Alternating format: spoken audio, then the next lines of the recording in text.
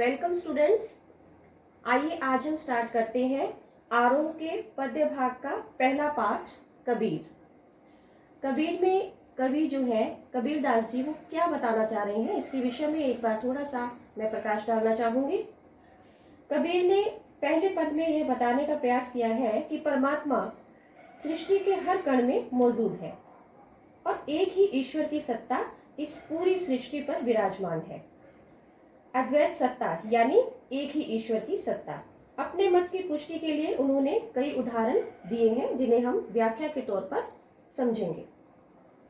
कबीरदास ने दूसरे पद में बाहरी आडंबरों पर प्रहार किया है।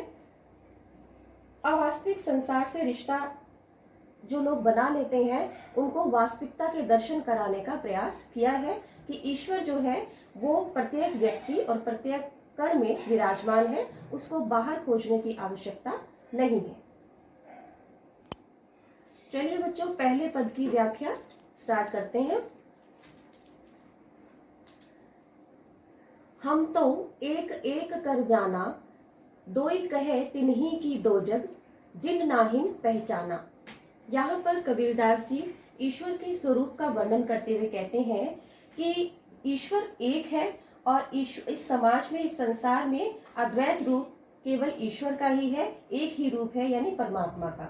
यानी कि हमने एक एक करके, हर व्यक्ति ने, हम सब ने यह जान लिया है, जिसमें कबीरदास जी स्वयं को भी संबोधित करते हैं कि ईश्वर है वो एक है और दोई कहे, दोई यानी जो लोग दो कहते हैं, दोई यानी दो, दोई कहीं तिन्ही की दो जग, दो जग यानी यहाँ पे बताया है कि नर्क में जाना है ना, कि जो लोग ये मानते हैं कि परमात्मा दो है या एक परमात्मा नहीं है और परमात्मा के अलग अलग स्वरूप हैं, आत्मा और परमात्मा अलग अलग है, यानी जिन्होंने ईश्वर के एक रूप को नहीं पहचाना है वो लोग नर्क जाने के अधिकारी हैं।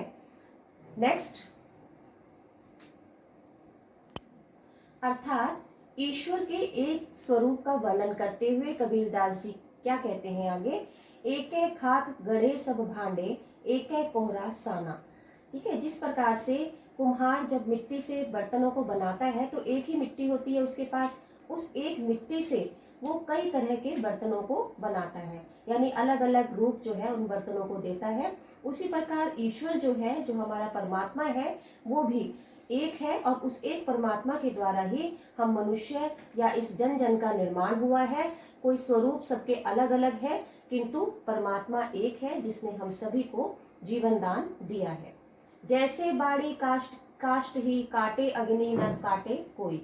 इसमें बताया है कबीरदास जी ने कि जिस प्रकार से बढ़ई जो होता है वो काष्ट यानी लकड़ी, बाड़ी बढ़ई को बोला है यहाँ पर, कि जिस प्रकार से बढ़ई लकड़ी को काट सकता है, किंतु आपने देखा है जब लकड़ी को जला दिया जाता है तो उस जली हुई लकड़ी के अंदर आग हो जाती है ना, आग होती है उसमें। तो बढ़ई जो है वो लकड़ी को तो काट सकता है उस समय, किंतु उसकी आग को नहीं काट सकता। काटे अग्नि न काटे कोई, उसकी आग को वो नष्ट नहीं कर सकता। क्यों? क्योंकि लकड़ी के अंदर आग है। उसी प्रकार से हम मनुष्य जो है, हमारे अंदर भी एक आत्मा है जो कि परमात्मा का स्वरूप है, अर्थात मनुष्य का शरीर जो है वो नश्वर है, वो नष्ट हो जाता है, किंतु आत्मा जो है वो कभी नष्ट नहीं होती और मनुष्य के अंदर परमात्मा का स्वरूप उसकी आत्मा के रूप में विराजमान रहता है। नेक्स्ट, सब घट अंतरी तू ही व्यापक, धरे स्वरूपे सोई, माया देख के जगत लुभाना, काहे रे नर गरबाना। सब घट अंतरी यानी हर कण में, हर घट घट में, प्रत्येक स्थान पर मेरा ईश्वर ही विराजमान है, तो हर जगह है मेरे स्वामी। धरे स्वरूपे सोई, आपने अलग अलग स्वरूपों को धारण किया हुआ है, यानी अलग अलग रूपों में सब लोग आपको मानते हैं, आपकी आराधना करते हैं। माया देख के जगत लुभाना, काहे रे नर गरबाना। माया यानी धन, धन को देखकर या धन के लालच में या भौतिक वस्तुओं के लालच में ईश्वर की आराधना को जो व्यक्ति भूल जाते हैं वो ये भूल जाते हैं कि ईश्वर ही सत्य है, ईश्वर के बिना कुछ सत्य नहीं है, और वो जगत की इन सभी भौतिक वस्तुओं से ललचाते रहते हैं और अपने आप में एक अभिमान जो है वो स्थापित किए रहते हैं। उनके अंदर एक गर्व होता है, एक अभिमान होता है कि हमारे पास इतनी माया है, हमारे पास ये है, हमारे पास दुनिया की समस्त जो भौतिक वस्तु हैं वो है।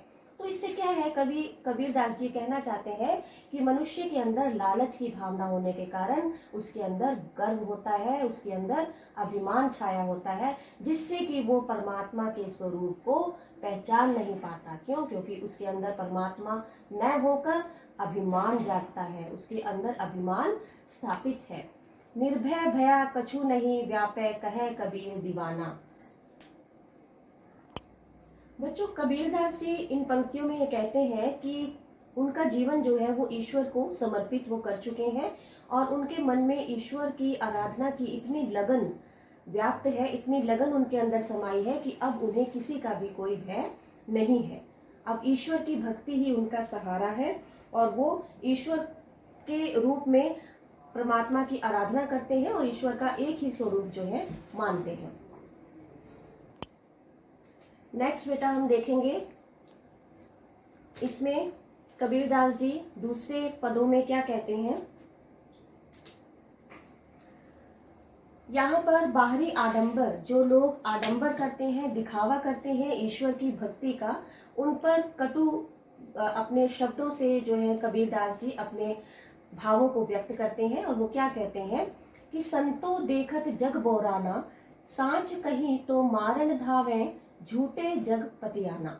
संतों यानी सभी को, भक्तों को या लोगों को, समस्त जन को, जो कबीरदास जी कहते हैं कि संतों को देखकर, इन लोगों को देखकर जो है मुझे ऐसा प्रतीत होता है कि जैसे सब लोग बोरा गए हैं, सब जो है पागल हो गए हैं। बोराना यानी पागल होना। साच कहीं तो मारन धावे, साच यानी सच, कि सत्य बात अगर करते हैं, सच्ची बात अगर कोई बताते हैं तो मारने को खड़े हो जाते हैं। और झूठे जगपति आना, झूठे यानी अगर झूठ बोलता है कोई तो उस पर लोग जल्दी से विश्वास कर लेते हैं। पतियाना का मीनिंग यहाँ पर है विश्वास कर लेना, कि सच्ची बात लोगों को एकदम से उसको जो है वो बुरी लग जाती है और लोग एक दूसरे को मारने को उतारू हो जाते हैं, जबकि झूठ पर बहुत जल्द से विश्वास कर लेते हैं लोग। नेक्स्ट पढ़ते हैं बेटा। नेमी देखा धर्मी देखा, प्रात करे स्नाना, आत्म मार पखान ही पूजे, उनमें कछु नहीं ज्ञाना। इन पंक्तियों में कबीरदास जी क्या कहते हैं कि जिस प्रकार से मैंने कई नेमी, नेमी यानी नियम का पालन करने वाले, धर्मी यानी जो धर्म का पालन करते हैं, जिस धर्म से वो संबंधित है, उन नियमों का अपने जो है स्वरूप है परमात्मा के, जिनके रूप में वो परमात्मा को मानते हैं, इन सबको मैंने देखा है। क्या करते हैं सब लोग? प्रातः करे स्नाना, सुबह को उठकर सब लोग स्नान करते हैं और उसके पश्चात आत्म मार पखाना ही पूजे, अपनी आत्मा को मार कर, मतलब उन्हें ये एहसास नहीं है, इस चीज का ज्ञान नहीं है कि उनकी आत्मा के अंदर ही या उनके स्वयं के अंदर ही परमात्मा है, यानी अपने आत्मा को मारकर वो पत्थर की पूजा करते हैं, यानी मूर्ति पूजा करते हैं। उनमें कछु नहीं ज्ञाना। क्यों? क्योंकि उन्हें इस चीज का ज्ञान ही नहीं है कि ईश्वर जो है उनके अंदर विराजमान है, ईश्वर उनके स्वरूप का ही एक उदाहरण है। नेक्स्ट देखते हैं। बहुतक देखा पीर ओलिया, पढ़े किताब कुराना, के मुरीद तदबीर बतावे, उनमें उन्हें जो ज्ञाना। कबीरदास जी कहते हैं कि मैंने बहुत से पीर ओलिया, संत महात्मा देखे हैं जो कुरान पढ़ते हैं या जो भी धार्मिक ग्रंथ उन लोगों के हैं उनका वो अध्ययन करते हैं, उनको निरंतर पढ़ते हैं और स्वयं को ईश्वर का भक्त बताते हैं। के मुरीद तदबीर बतावे, यानी जो उनके शिष्य हैं, जो उनका अनुसरण करते हैं, किनका? यही संत जो पीर ओलिया है, इन सब का जो अनुसरण करते हैं जो लोग, वो अपने शिष्य को क्या बताते हैं? ईश्वर के बारे में, ईश्वर का, कि ईश्वर को कैसे प्राप्त किया जा सकता है, इसके बारे में वो अपने भक्तों को बताते हैं। किंतु वो स्वयं ही अज्ञानी है, उन्हें खुद ही इस चीज का ज्ञान नहीं है कि परमात्मा कहाँ पर है, परमात्मा कण कण में व्याप्त है, और वो अपने संतों को ये बताते हैं कि ईश्वर को कैसे प्राप्त किया जा सकता है। नेक्स्ट आता है बच्चों, आसन मार डिम्भ धर बैठे, मन में बहुत घुमाना, पीपर पाथर पूजन लागे, तीर्थ गर्भ भुलाना। इन पंक्तियों में कबीरदास जी क्या कहते हैं कि ऐसे व्यक्ति जो सुबह को जल्दी उठकर और स्नान करके इस प्रकार से आसन लगाकर बैठते हैं और अपने ईश्वर की आराधना करने का आडंबर करते हैं, यानी दिखावा करते हैं। मन में बहुत घुमाना नहीं, यहाँ पे गुमान आएगा, ये गलती से हो गया यहाँ पे। यानी मन में बहुत गुमान, गुमान यानी गर्व, अभिमान। तो ऐसे लोगों को मन में बड़ा अभिमान होता है। क्यों? क्योंकि वो दूसरों को ये दिखाते हैं कि हम कितने भक्त हैं, हम कितनी पूजा पाठ करने वाले हैं, है ना।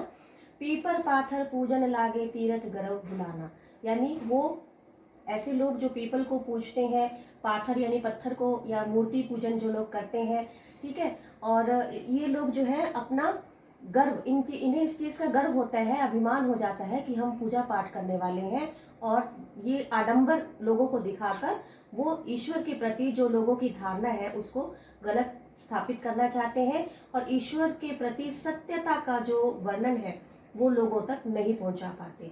यानी ईश्वर का स्वरूप एक है, और इस चीज को ये लोग भी नहीं जान पाते, अर्थात ये लोग भी अज्ञानी है जो ईश्वर के स्वरूप को नहीं पहचान पा रहे हैं कि ईश्वर या परमात्मा एक है। Thank you students. Next part in next video.